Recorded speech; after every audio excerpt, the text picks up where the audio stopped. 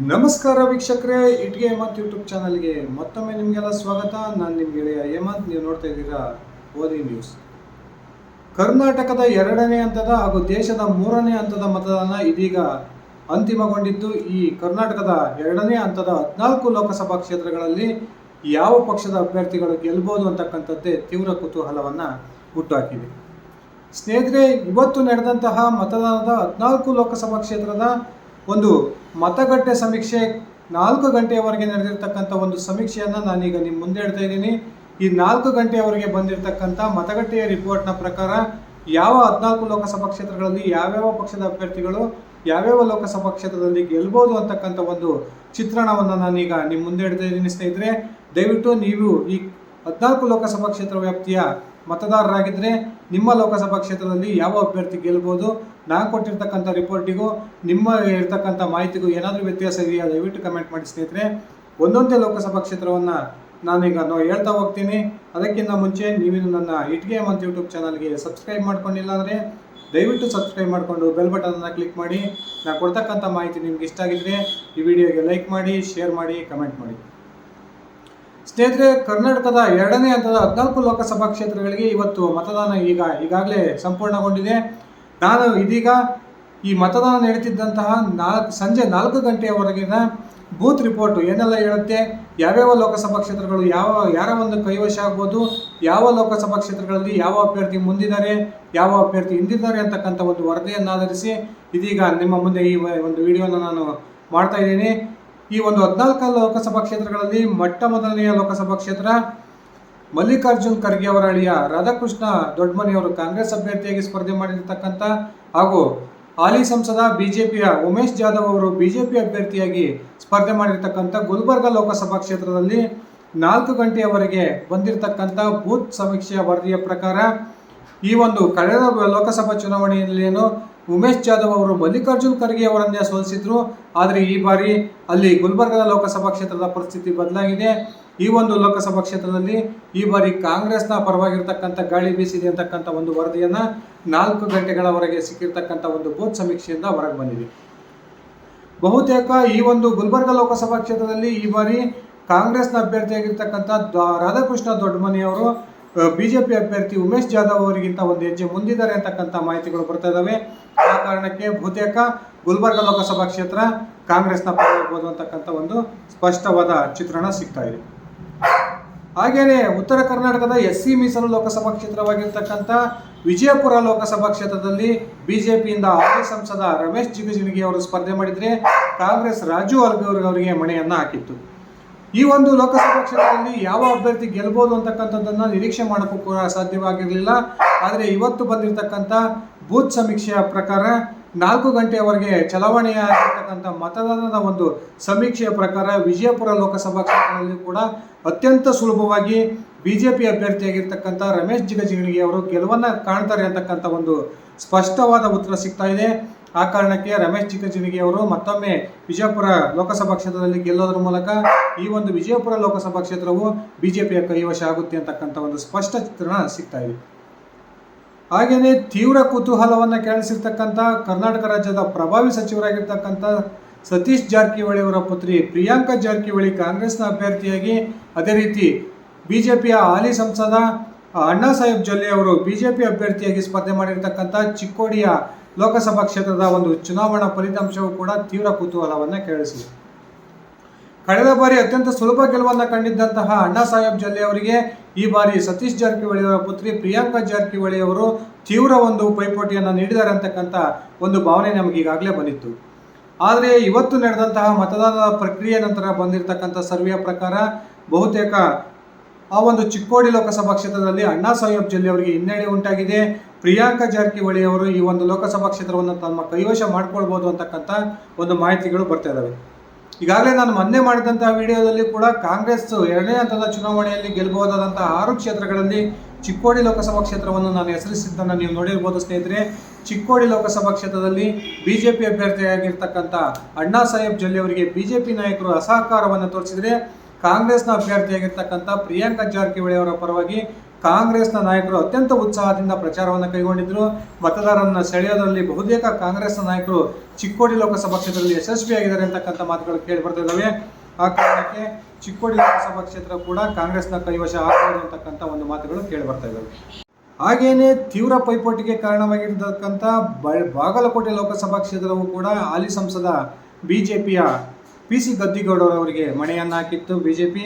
ಅದೇ ರೀತಿ ಕಳೆದ ಲೋಕಸಭಾ ಚುನಾವಣೆಗೆ ಸ್ಪರ್ಧೆ ಮಾಡಿದ್ದಂತಹ ವೀಣಾ ಕಾಶ್ಯಪ್ಪನವರ ಬದಲಾಗಿ ಕಾಂಗ್ರೆಸ್ ಈ ಬಾರಿ ಸಚಿವ ಶಿವಾನಂದ ಪಾಟೀಲ್ ಅವರ ಪುತ್ರಿ ಸಂಯುಕ್ತ ಪಾಟೀಲ್ ಅವರಿಗೆ ಒಂದು ಮಣೆಯನ್ನು ಹಾಕಿತ್ತು. ಈ ಒಂದು ಲೋಕಸಭಾ ಕ್ಷೇತ್ರವು ಕೂಡ ತೀವ್ರ ಜಿದ್ದಾಜಿದ್ದಿಗೆ ಕಾರಣವಾಗಿತ್ತು. ಇಲ್ಲಿ ಸಂಯುಕ್ತ ಪಾಟೀಲ್ ಅವರು ಬಹುತೇಕ ಜಯವನ್ನು ಗಳಿಸಬಹುದು ಅಂತಕ್ಕಂಥ ವಾತಾವರಣ ಇವತ್ತಿನವರೆಗೂ ಕಂಡು ಬಂದಿತ್ತು.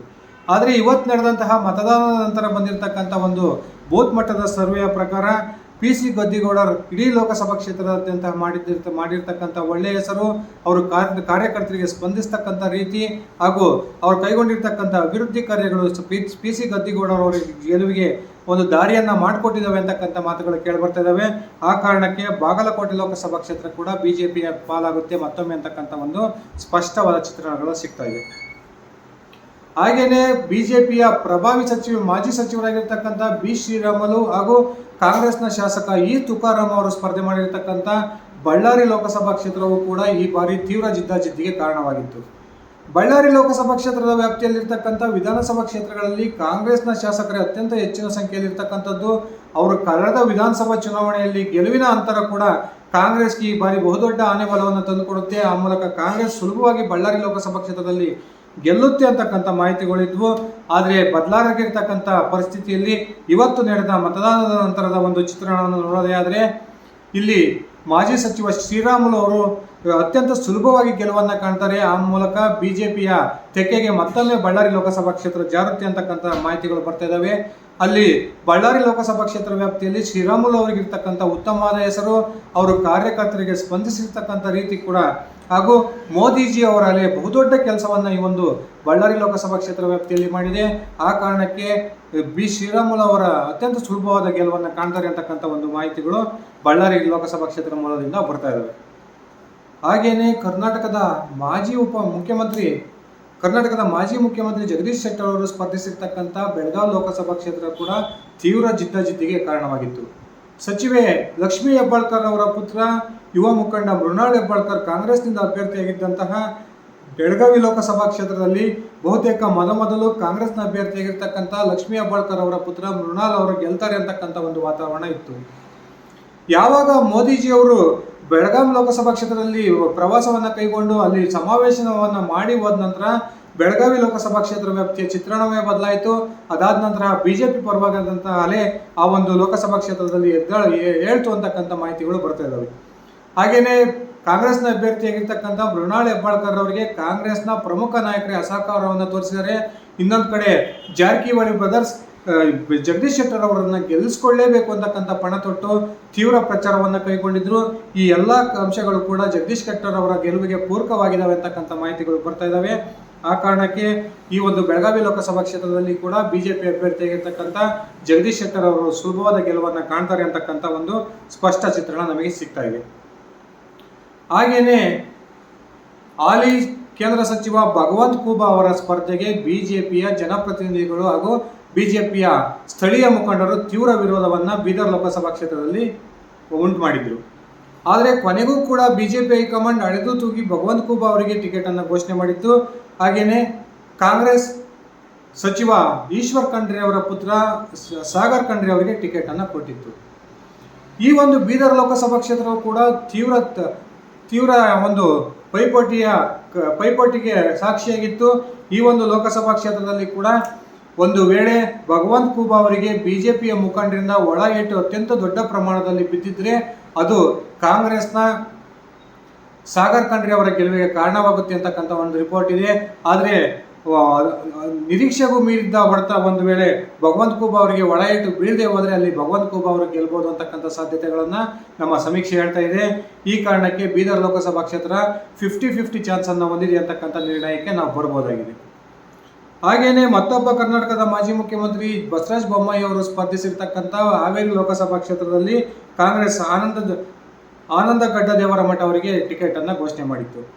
ಈಗ ಬಸವರಾಜ ಬೊಮ್ಮಾಯಿ ಹಾಗೂ ಆನಂದ ಗಡ್ಡದೇವರ ಮಠ ಅವರ ಜಟಾಪಟಿಯ ನಡುವೆ ಬಿಜೆಪಿ ಅಭ್ಯರ್ಥಿಯಾಗಿರ್ತಕ್ಕಂಥ ಬಸವರಾಜ ಬೊಮ್ಮಾಯಿ ಅವರಿಗೆ ಸ್ಪಷ್ಟ ಮುನ್ನಡೆ ಸಿಕ್ಕಿದೆ ಅಂತಕ್ಕಂಥ ಒಂದು ಮಾಹಿತಿಗಳು ಇವತ್ತು ನಡೆದಂತಹ ಮತದಾನ ನಂತರ ಬಂದಿರತಕ್ಕಂಥ ಸಮೀಕ್ಷೆಯಿಂದ ಹೊರಗೆ ಬಂದಿದೆ.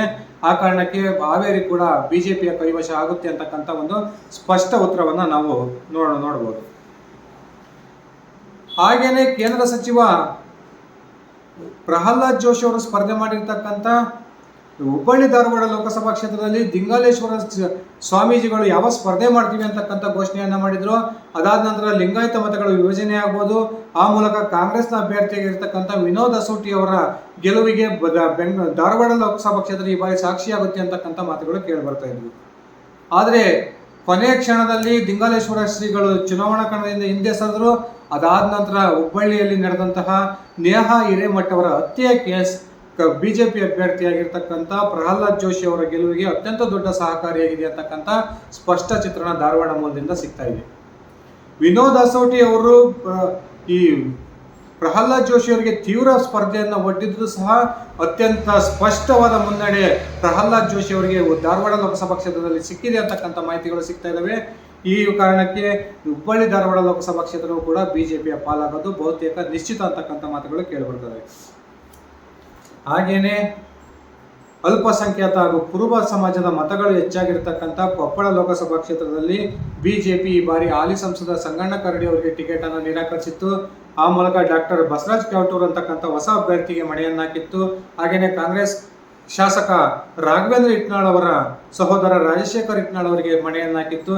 ಈ ಒಂದು ಕೊಪ್ಪಳ ಲೋಕಸಭಾ ಕ್ಷೇತ್ರ ಕೂಡ ತೀವ್ರ ತುರುಸಿನ ಸ್ಪರ್ಧೆಗೆ ಒಂದು ಸಾಕ್ಷಿಯಾಗಿತ್ತು.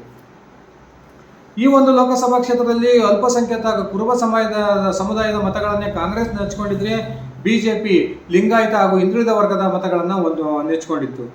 ಈ ಒಂದು ಲೋಕಸಭಾ ಕ್ಷೇತ್ರದಲ್ಲಿ ಕೂಡ ಸಮಬಲದ ಹೋರಾಟ ನಡೆದಿದೆ ಅಂತಕ್ಕಂಥ ಮಾಹಿತಿಗಳು ಕೇಳಿಬಂದಿದ್ರು ಕೂಡ ಒಂದು ಹೆಜ್ಜೆ ಕಾಂಗ್ರೆಸ್ ಮುಂದಿದೆ ಅಂತಕ್ಕಂಥ ಸ್ಪಷ್ಟವಾದ ಒಂದು ಚಿತ್ರಣ ಸಿಗ್ತಾ ಇದೆ. ಈ ಕಾರಣಕ್ಕೆ ಬಹುತೇಕ ಕೊಪ್ಪಳ ಲೋಕಸಭಾ ಕ್ಷೇತ್ರದಲ್ಲಿ ಕೂಡ ಕಾಂಗ್ರೆಸ್ ಅಭ್ಯರ್ಥಿಯಾಗಿರ್ತಕ್ಕಂಥ ರಾಜಶೇಖರ್ ಇಟ್ನಾಳ್ ಅವರು ಗೆಲ್ಲಬಹುದು ಅಂತಕ್ಕಂಥ ಒಂದು ಮಾಹಿತಿಗಳು ಸಿಗ್ತಾ ಇದ್ದಾವೆ. ಇಬ್ಬರು ಮಹಿಳಾ ಅಭ್ಯರ್ಥಿಗಳು ಸ್ಪರ್ಧೆ ಮಾಡಿದ್ದಂತಹ ದಾವಣಗೆರೆ ಲೋಕಸಭಾ ಕ್ಷೇತ್ರ ತೀವ್ರ ಕುತೂಹಲವನ್ನ ಕೆರಳಿಸಿತ್ತು. ಕಳೆದ 6 ಲೋಕಸಭಾ ಚುನಾವಣೆಗಳಿಂದ ಕೂಡ ದಾವಣಗೆರೆ ಬಿಜೆಪಿಯ ಕೈವಶದಲ್ಲಿದೆ. ಈ ಬಾರಿ ಹೇಗಾದ್ರೂ ಮಾಡಿ ದಾವಣಗೆರೆ ಲೋಕಸಭಾ ಕ್ಷೇತ್ರವನ್ನ ಕಾಂಗ್ರೆಸ್ನ ತೆಕ್ಕೆಗೆ ತೆಗೆದುಕೊಳ್ಬೇಕು ಅನ್ನೋ ಉದ್ದೇಶಕ್ಕೆ ಕಾಂಗ್ರೆಸ್ ಸಚಿವ SS ಮಲ್ಲಿಕಾರ್ಜುನ್ ಅವರ ಪತ್ನಿ ಪ್ರಭಾ ಮಲ್ಲಿಕಾರ್ಜುನ್ ಅವರಿಗೆ ಮಣೆಯನ್ನ ಹಾಕಿತ್ತು. ಹಾಗೇನೆ ಬಿಜೆಪಿ ಕೂಡ ಹಾಲಿ ಸಂಸದ GM ಸಿದ್ದೇಶ್ವರ ಅವರ ಪತ್ನಿ ಗಾಯತ್ರಿ ಸಿದ್ದೇಶ್ವರ ಅವರಿಗೆ ಒಂದು ಮಣೆಯನ್ನ ಹಾಕಿತ್ತು. ಈ ಕಾರಣಕ್ಕೆ 2 ಪ್ರಮುಖ ಮಹಿಳಾ ಮಣಿಗಳ ನಡುವೆ ತೀವ್ರ ಪೈಪೋಟಿ ಈ ಒಂದು ದಾವಣಗೆರೆ ಲೋಕಸಭಾ ಕ್ಷೇತ್ರದಲ್ಲಿ ಕಂಡು ಬಂದಿತ್ತು. ಆದರೆ ದಾವಣಗೆರೆ ಲೋಕಸಭಾ ಕ್ಷೇತ್ರದಲ್ಲಿ ಕಾಂಗ್ರೆಸ್ನ ಬಂಡಾಯ ಅಭ್ಯರ್ಥಿಯಾಗಿ ವಿನಯ್ ಕುಮಾರ್ ಯಾವಾಗ ಸ್ಪರ್ಧೆ ಮಾಡಿದ್ರು ಆ ವಿನಯ್ ಕುಮಾರ್ ಅವರು ಬಿಜೆಪಿಯ ಕಾಂಗ್ರೆಸ್ನ ಅಭ್ಯರ್ಥಿಯಾಗಿರ್ತಕ್ಕಂಥ ಪ್ರಭಾ ಮಲ್ಲಿಕಾರ್ಜುನ್ ಅವರ ಸೋಲಿಗೆ ಕಾರಣವಾಗ್ತಾರೆ ಅಂತಕ್ಕಂಥ ಮಾತುಗಳು ಕೇಳಿ ಬರ್ತಾ ಇದ್ವಿ. ಆದರೆ ಚುನಾವಣೆ 2 ದಿನ ಇರ್ತಕ್ಕಂಥ ಸಮಯದಲ್ಲಿ ಬಹುತೇಕ ವಿನಯ್ ಕುಮಾರ್ ಅವರು ನ್ಯೂಟ್ರಲ್ ಆದರು ಅಂತಕ್ಕಂಥ ಮಾತುಗಳು ಕೇಳಿ ಬರ್ತಾ ಇದ್ದಾವೆ. ಆ ಕಾರಣಕ್ಕೆ ಮೊದಲು ವಿನಯ್ ಕುಮಾರ್ ಅವರು 1 ಲಕ್ಷಕ್ಕೂ ಹೆಚ್ಚು ಮತಗಳನ್ನು ಪಡಿತಾರೆ. ಆ ಮೂಲಕ ಬಿಜೆಪಿ ಅಭ್ಯರ್ಥಿ ಗಾಯತ್ರಿ ಸಿದ್ದೇಶ್ವರ ಅವರು ಜಯಗಳಿಸ್ತಾರೆ ಅಂತಕ್ಕಂಥ ಮಾತುಗಳು ಕೇಳಿ ಬರ್ತಾ ಇದ್ವು. ಆದರೆ ಯಾವಾಗ ಈ ವಿನಯ್ ಕುಮಾರ್ ಅವರು ಚುನಾವಣಾ ರಾಜಕಾರಣದಿಂದ ತಟಸ್ಥರಾದರು, ಅದಾದ ನಂತರ ಒಂದು ದಾವಣಗೆರೆ ಲೋಕಸಭಾ ಕ್ಷೇತ್ರದ ಚಿತ್ರಣ ಬದಲಾಗಿದೆ. ಈ ಮೂಲಕ ದಾವಣಗೆರೆಯ ಕಾಂಗ್ರೆಸ್ ಅಭ್ಯರ್ಥಿಯಾಗಿರ್ತಕ್ಕಂಥ ಪ್ರಭಾ ಮಲ್ಲಿಕಾರ್ಜುನ್ ಅವರು ಒಂದು ಹೆಜ್ಜೆ ಮುಂದಿದ್ದಾರೆ ಅಂತಕ್ಕಂಥ ಮಾಹಿತಿಗಳು ಬರ್ತಾ ಇದ್ದಾವೆ. ಆ ಕಾರಣಕ್ಕೆ ದಾವಣಗೆರೆ ಲೋಕಸಭಾ ಕ್ಷೇತ್ರವು ಕೂಡ ಕಾಂಗ್ರೆಸ್ನ ಪಾಲಾಗಬಹುದು ಅಂತಕ್ಕಂಥ ಒಂದು ಸ್ಪಷ್ಟ ಚಿತ್ರಣ ಸಿಗ್ತಾ ಇದೆ.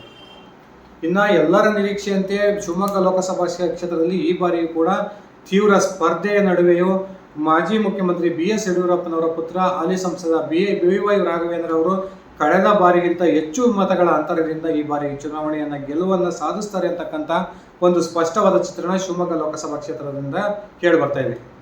ಈ ಬಾರಿ ಶಿವಮೊಗ್ಗ ಲೋಕಸಭಾ ಕ್ಷೇತ್ರದಲ್ಲಿ ಬಿಜೆಪಿಯ ಬಂಡಾಯ ಅಭ್ಯರ್ಥಿಯಾಗಿ KS ಈಶ್ವರಪ್ಪನವರು ಕಣದಲ್ಲಿದ್ದರೂ ಕೂಡ ಈಶ್ವರಪ್ಪನವರು ಒಂದು ವೇಳೆ 1,50,000ಕ್ಕಿಂತ ಹೆಚ್ಚು ಮತಗಳನ್ನು ಪಡೆದಿದ್ದೇ ಆಗಿದ್ರೆ ಅದು ಬಿಜೆಪಿ ಅಭ್ಯರ್ಥಿಯಾಗಿರ್ತಕ್ಕಂಥ ರಾಘವೇಂದ್ರ ಅವರ ಗೆಲುವಿಗೆ ತೊಡಕಾಗಬಹುದಿತ್ತು ಅಂತಕ್ಕಂಥ ಮಾತುಗಳು ಬರ್ತಿದ್ವು. ಆದರೆ ಯಾವುದೇ ಕಾರಣಕ್ಕೂ ಈಶ್ವರಪ್ಪನವರು ಅಷ್ಟೊಂದು ಮತಗಳನ್ನು ಪಡೆಯೋದಿಲ್ಲ. ಆ ಕಾರಣಕ್ಕೆ ರಾಘವೇಂದ್ರ ಅವರು ಸುಲಭವಾಗಿ ಗೆಲ್ತಾರೆ ಅಂತಕ್ಕಂಥ ಒಂದು ಚಿತ್ರಣ ಸಿಗ್ತಾ ಇದೆ. ಇಲ್ಲಿ ಬಿಜೆಪಿ JDS ನಡುವೆ ಏನು ಮೈತ್ರಿ ರಾಜ್ಯದಲ್ಲಾಗಿದೆ.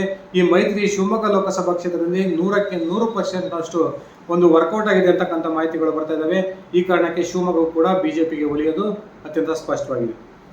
ಇನ್ನ ಇಂದೂರ್ ಫೈರ್ ಬ್ರ್ಯಾಂಡ್ ಎಂದೇ ಪ್ರಖ್ಯಾತಿಯನ್ನು ಪಡೆದಿದ್ದಂಥ ಅನಂತಕುಮಾರ್ ಹೆಗಡೆಯ ಬದಲಾಗಿ ಈ ಬಾರಿ ಉತ್ತರ ಕನ್ನಡ ಲೋಕಸಭಾ ಕ್ಷೇತ್ರದ ಟಿಕೆಟ್ ಅನ್ನ ವಿಶ್ವೇಶ್ವರ ಹೆಗಡೆಯ ಕಾಗೇರಿ ಅವರಿಗೆ ಬಿಜೆಪಿ ಕೊಟ್ಟಿತ್ತು. ಹಾಗೆ ಮಾಜಿ ಶಾಸಕಿ ಅಂಜಲಿ ನಿಂಬಾಳ್ಕರ್ ಅವರಿಗೆ ಕಾಂಗ್ರೆಸ್ ಟಿಕೆಟ್ ಅನ್ನ ಕೊಟ್ಟಿತ್ತು. ಬಹುತೇಕ ಅಂಜಲಿ ನಿಂಬಾಳ್ಕರ್ ವಿಶ್ವೇಶ್ವರ ಹೆಗಡೆ ಕಾಗೇರಿ ಅವರನ್ನ ಸೋಲಿಸ್ತಾರೆ ಅಂತಕ್ಕಂಥ ಮಾತುಗಳು ಉತ್ತರ ಕನ್ನಡ ಲೋಕಸಭಾ ಕ್ಷೇತ್ರದಲ್ಲಿ ಕೇಳಿ ಬರ್ತಾ ಇದ್ವು. ಆದರೆ ಅಲ್ಲಿರ್ತಕ್ಕಂಥ ಬಿಜೆಪಿಯ ಒಂದು ಸಂಘಟನೆಯ ಶಕ್ತಿ, ಹಿಂದುತ್ವದ ಪ್ರಮುಖ ಒಂದು ಮತಗಳು ಅಲ್ಲಿರ್ತಕ್ಕಂಥ ಕಾರಣಕ್ಕೆ ಉತ್ತರ ಕನ್ನಡ ಲೋಕಸಭಾ ಕ್ಷೇತ್ರದಲ್ಲಿ ವಿಶ್ವೇಶ್ವರ ಹೆಗಡೆ ಕಾಗೇರಿ ಅವರು ಅತ್ಯಂತ ಸುಲಭವಾದ ಗೆಲುವನ್ನು ಕಾಣ್ತಾರೆ ಅಂತಕ್ಕಂಥ ಒಂದು ವರದಿ ಸಿಗ್ತಾ ಇದೆ. ಆ ಕಾರಣಕ್ಕೆ ಮತ್ತೊಂದು ಕ್ಷೇತ್ರವೂ ಕೂಡ ಬಿಜೆಪಿಯ ಕೈವಶ ಆಗುತ್ತೆ. ಇನ್ನ ಇವತ್ತು ಚುನಾವಣೆ ನಡೆದಂತಹ 14ನೇ ಲೋಕಸಭಾ ಕ್ಷೇತ್ರ ರಾಯಚೂರು ಎಸ್ಟಿ ಮೀಸಲು ಲೋಕಸಭಾ ಕ್ಷೇತ್ರದಲ್ಲಿ ಕೂಡ ಬಿಜೆಪಿ ಹಾಲಿ ಸಂಸದ ರಾಜಾ ಅಮರೇಶ್ವರ ನಾಯ್ಕರಿಗೆ ಟಿಕೆಟ್ ಅನ್ನು ಕೊಟ್ಟಿದ್ರೆ, ಕಾಂಗ್ರೆಸ್ ನಿವೃತ್ತ IAS ಅಧಿಕಾರಿ ಕುಮಾರ್ ನಾಯ್ಕರ್ ಅವರಿಗೆ ಟಿಕೆಟ್ ಅನ್ನು ಕೊಟ್ಟಿತ್ತು.